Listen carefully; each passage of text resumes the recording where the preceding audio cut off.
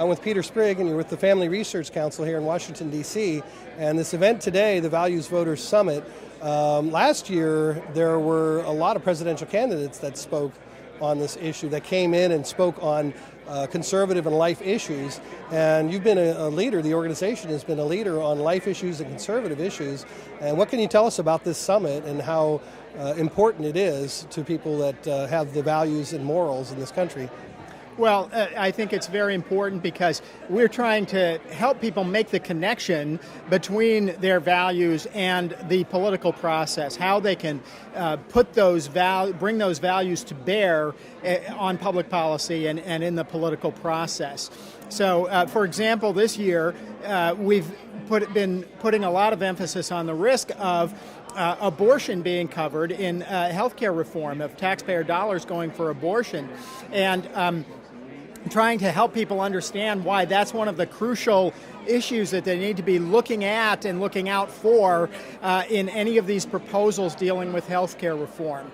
So we at Family Research Council, because we have that background and the solid foundation in the pro-family issues, but we also have the connections and the understanding of the political process, I think we're uniquely placed in order to be able to play an important role in that function.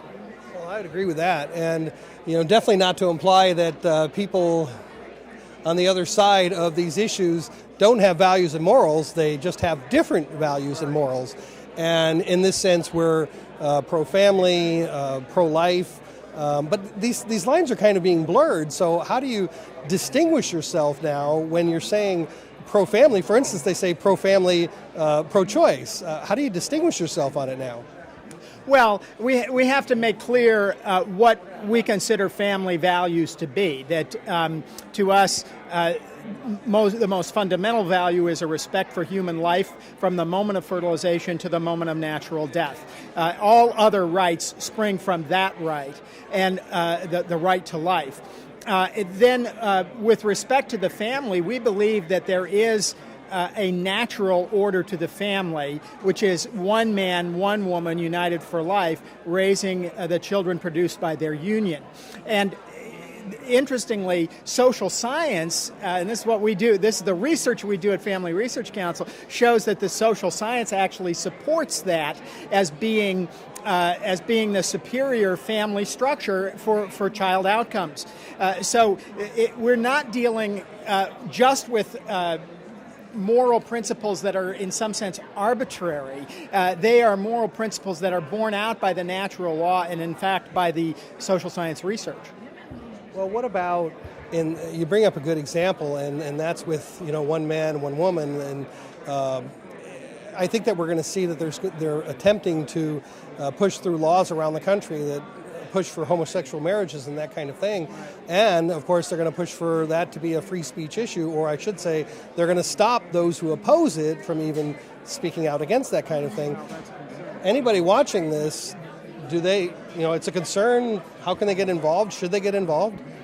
Well, people should get involved. Yesterday we heard here at the Values Voters Summit from Carrie Prejean, the young woman who was Miss California, who many people believe lost the Miss USA pageant because a homosexual pageant judge asked her position on same-sex marriage, and she spoke up in favor of marriage as being the union of one man and one woman. Now, what was astonishing to me in that is that it would be considered controversial for her to state a position which was shared by the majority of Americans and the majority of residents of California who she represented. And yet, nevertheless, it was considered controversial. People need to, the first thing I would say is don't be afraid to speak out. If you're pro-life, if you're pro-marriage, you're pro-family, you share the view of the majority of the people in this country, even if it may not be the majority of the people that you see on television, but that doesn't mean that it's not shared by the majority of the average citizen. So don't be afraid to speak out, but then I would encourage people to get in touch with organizations like Family Research Council. Go to our website at frc.org to learn more about the issues, to inform yourself better so that you can have intelligent discussions with your neighbors, your friends, your family members about some of these issues and begin to be persuasive of others in the culture. Definitely. Well, we are definitely an action-oriented organization. We believe that speaking out is what's necessary, and anybody watching these hundreds of videos that we have on the internet, one thing we encourage over and over and over is get involved.